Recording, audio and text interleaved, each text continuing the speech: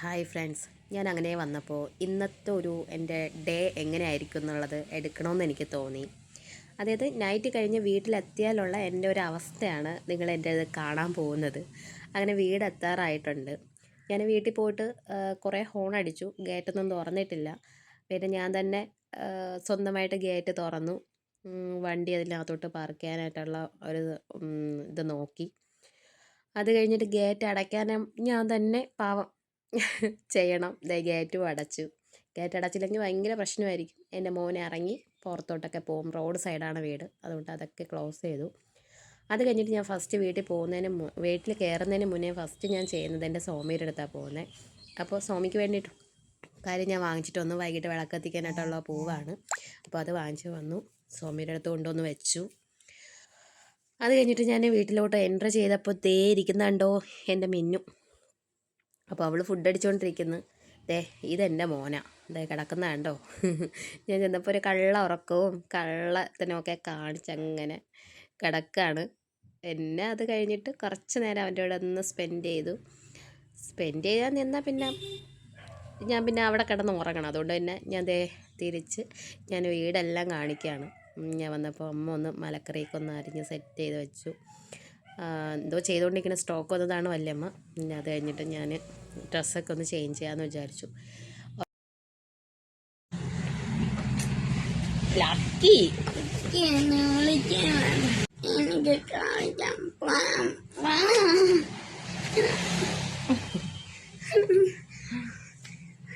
നിങ്ങളെ വീട്ടിലുണ്ടോ അതേപോലെ നൈറ്റ് കഴിഞ്ഞിട്ട് ഉറങ്ങാൻ പറ്റാത്തൊരു അവസ്ഥ? പക്ഷെ അവന് വന്നിട്ട് ഭയങ്കര സ്നേഹമാണ്.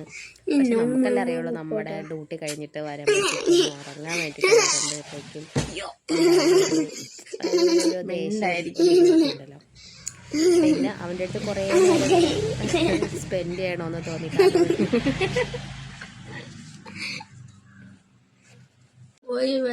എന്നാ ടൈം അത്രയും ഞാൻ എൻജോയ് ചെയ്യിപ്പിക്കാറുണ്ട്.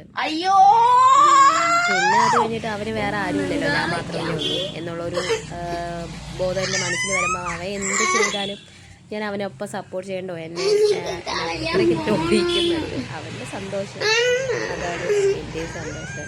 അവനെ കഥ പറഞ്ഞു തുടങ്ങി.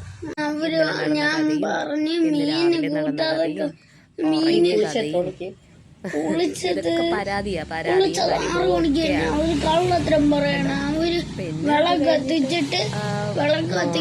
നോണയാന്ന് പറയാൻ പറ്റത്തില്ല.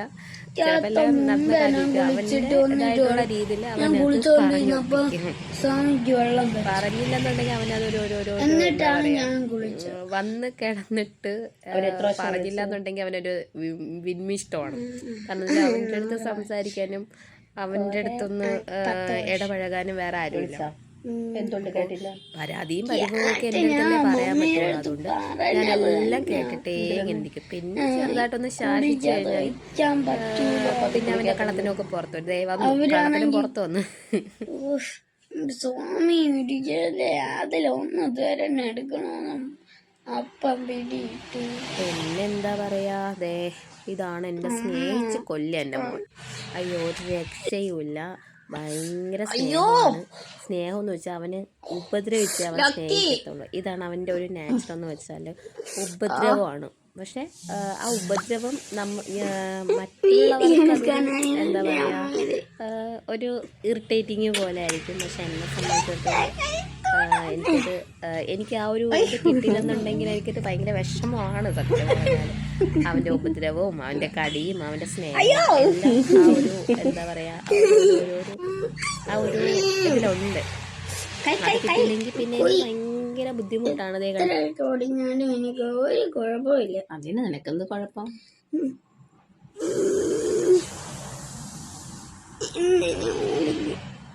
ഉറങ്ങി ഇച്ചിരി ഒന്ന് ഉറങ്ങി പോയി പല്ലിത്തേ അവ ഉറങ്ങാൻ സമ്മതിക്കട്ടെ. പോയി പല്ലിത്തേ ഇതാണ് നാറിയിട്ട് വയ്യ ഇതാണ് നാറിയിട്ട് വയ്യപ്പോ